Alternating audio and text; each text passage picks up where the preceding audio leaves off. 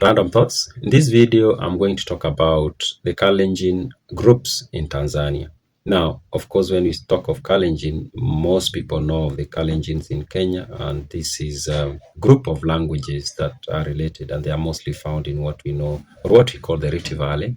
And of course, there are a few groups that are found in Uganda, especially those related to the Sebei.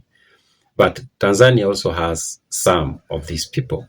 And of course, when we say Kalenjin, and I remember I did a video about the origin of the word Kalenjin, because Kalenjin is a very recent creation, not the people and not the languages. So get me right, so that some people don't go saying, oh, you are saying Kalenjin did not exist.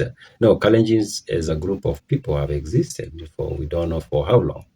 But the use of the word Kalenjin itself as an umbrella term is a very recent thing. It is something that happened in the 1940s, actually. There was nothing like that. Nevertheless, these languages are related, and often, for example, Nandi and Kipsigis can have a conversation very well.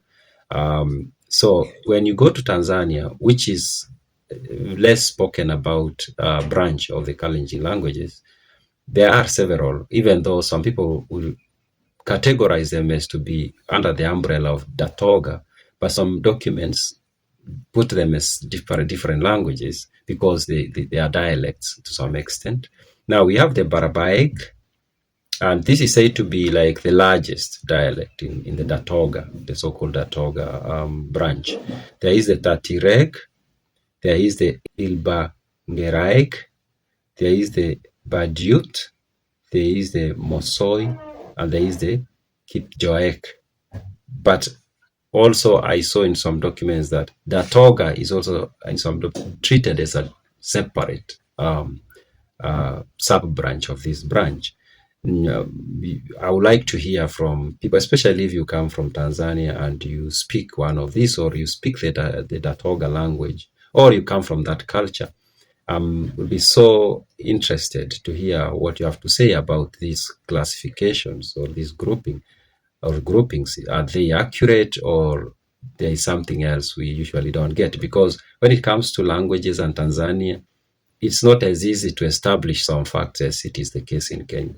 And that's because Tanzania has a policy of not collecting data about language use, especially African, I call them indigenous languages, which is a good thing and a bad thing, of course. It's a good thing because Tanzania is trying to discourage tribalism, which it succeeded to a large extent, actually, to abolish. But on the other hand, it makes languages disappear, which is not a good thing. There are many languages that are disappearing in Tanzania because people are speaking Swahili and then their languages just disappear. Yeah, so those are my random thoughts.